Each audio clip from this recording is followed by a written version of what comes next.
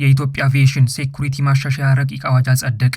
በዛሬው ዕለት 15ኛ መደበኛ ስብሰባውን ያካሄደው የሕዝብ ተወካዮች ምክር ቤት የኢትዮጵያ አቪዬሽን ሴኩሪቲ አዋጅን ለማሻሻል የቀረበውን ረቂቅ አዋጅ መርምሮ አጽድቋል። በምክር ቤቱ የውጭ ግንኙነትና የሰላም ጉዳዮች ቋሚ ኮሚቴ ምክትል ሰብሳቢ ዶክተር ፈቲያ መህዲ ረቂቅ አዋጁን አስመልክቶ ሪፖርትና የውሳኔ ሀሳብ ያቀረቡ ሲሆን በማሻሻያ አዋጁ መሰረት የሚዘረጉ አሰራሮችና ቴክኖሎጂዎች አሁን ያሉትን የደህንነት ስጋቶችን የሚፈታ መሆኑን ተገልጿል።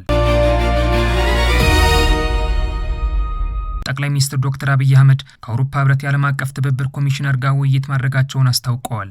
ጠቅላይ ሚኒስትሩ በዛሬው ዕለት በማህበራዊ ትስስር ገጻቸው ላይ ባሰፈሩት መልእክት ከአውሮፓ ህብረት የዓለም አቀፍ ትብብር ኮሚሽነር ጆሴፍ ሲካላ ጋር ኢትዮጵያ ከአውሮፓ ህብረት ጋር ስላላት የረጅም ጊዜ ትብብር ውይይት ማድረጋቸውን አስታውቀዋል። ኮሚሽኑ በትናንትናው ዕለት ከውጭ ጉዳይ ሚኒስትር ዶክተር ጌዲዮን ጢሞቴዎስ ጋርና ከገንዘብ ሚኒስትር አህመድ ሺዴ ጋር ውይይት ማድረጋቸውም ይታወሳል።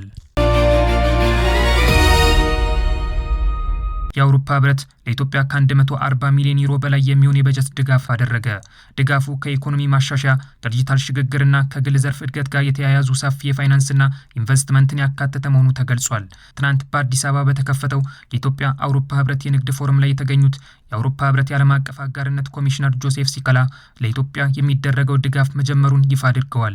ህብረቱ ይፋ ያደረገው አዲሱ የድጋፍና የኢንቨስትመንት ፓኬጅ የሚያካትተው 140 ሚሊዮን ዩሮ የበጀት ድጋፍ ለኃይል አቅርቦት፣ ለጤና ጥበቃ ስርዓት፣ ለዲጂታል መሰረተ ልማትና ለንግድ አካባቢ ማሻሻያዎች የሚውል መሆኑን አስታውቋል።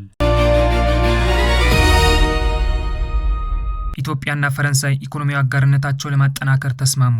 የገንዘብ ሚኒስትር አቶ አህመድ ሺዴ ከዓለም አቀፍ የገንዘብ ተቋም IMF እና ዓለም ባንክ ስብሰባ ጎን ለጎን ከፈረንሳይ ግምጃ ቤት ከፍተኛ ባለስልጣን ጋር ውይይት ያደረጉ ሲሆን በውይይታቸው ላይም በኢትዮጵያና ፈረንሳይ መካከል የኢኮኖሚ ግንኙነትን ያለውን ስትራቴጂካዊ ፋይዳ በማስመልከት መምከራቸው ተገልጿል።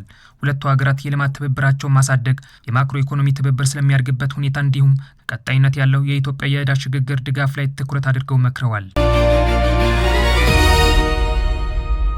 የኢትዮጵያ አየር መንገድ 6 ዘመናዊ ድሪም ላይን አውሮፕላኖች እንደሚገዛ አስታውቋል። አየር መንገዱ 6 ዘመናዊ ቦይንግ 787 ድሪም አውሮፕላኖች ለመግዛት ከቦይንግ ኩባንያ ጋር ስምምነት አድርጓል። አየር መንገዱ በአሜሪካ አቪዬሽን ከኩባንያው ጋር ያደረገው ግዙፍ ስምምነት የአየር የበላይነቱን ይበልጥ የሚያጠናክር መሆኑን የትራንስፖርትና ሎጂስቲክ ሚኒስቴር አስታውቋል። የአውሮፕላኖቹ ግዢ ከአዲስ አበባ ወደ አውሮፓ፣ እስያና ሰሜን አሜሪካ የሚደረጉ አህጉር አቋራጭ በረራዎችን ይበልጥ ምቹና ተደራሽ ለማድረግ ያለመ መሆኑም ተገልጿል።